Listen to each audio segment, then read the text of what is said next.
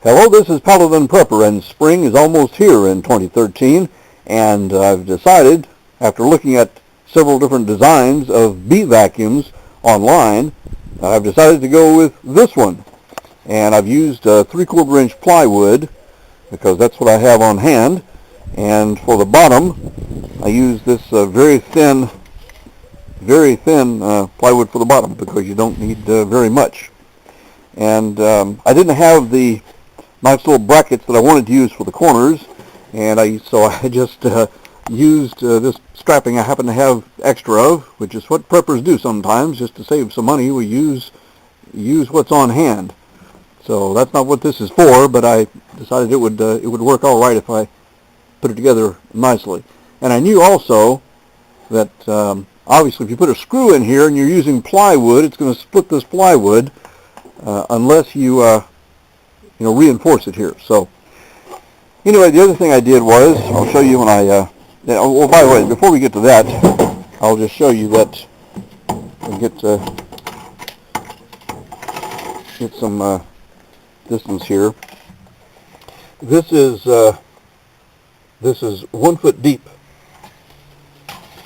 and 2 feet long, and the width is supposed to be, that's right, well, it's 17.5 inches is what it comes out to be with when you put the sides on the outside of the ends. And what I did was, by the way, I'll just go ahead and turn this over completely.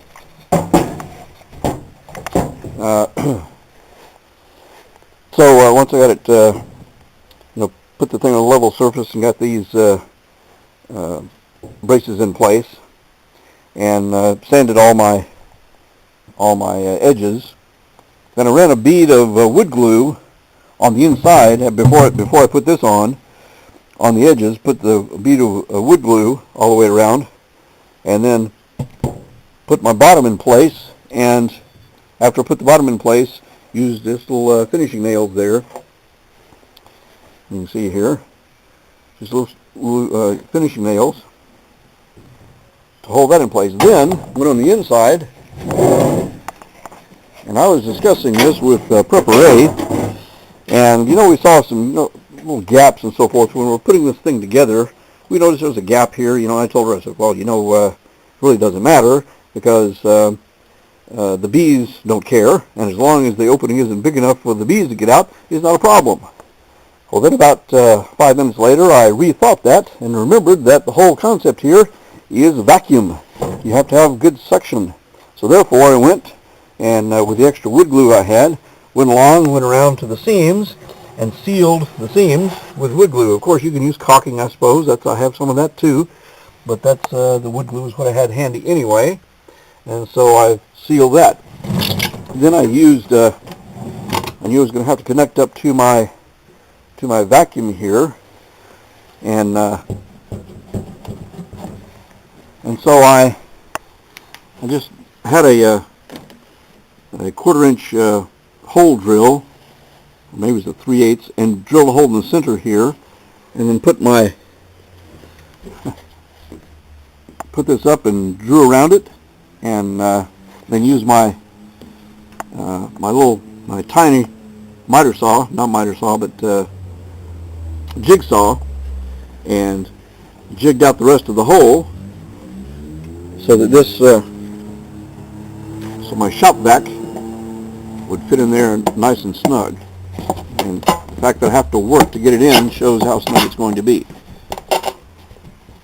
So anyway, that's phase one. I haven't decided yet. I'm going to put plexiglass on top here, and I haven't drilled the other holes. Haven't made the other holes for the other long hose, which I haven't bought the long hose yet. That's going to actually go up and suck up the bees. The other thing, my logic here was that you'll notice that I put this hole in the bottom of this end, and the entry hole for the other tube is going to be at the top of this end. So it's not going to be straight across, so you don't want the vacuum flow going straight across from the top to straight across to the top here. I want there to be so that it's easier on the bees. So anyway, that was my logic there. Put that one to the bee vac down in the bottom, and this one that's going to be incoming, where the bees are going to be coming in, up here. And so I still need to buy the long hose I'm going to be using to vacuum the bees, and the piece of plexiglass I'm going to put on top. And then of course the air valve I'll probably put over here. So we'll stop at that point.